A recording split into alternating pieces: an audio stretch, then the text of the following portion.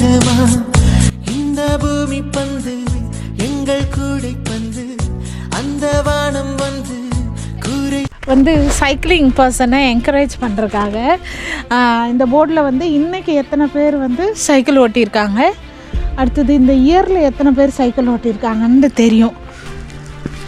This is only for cycling.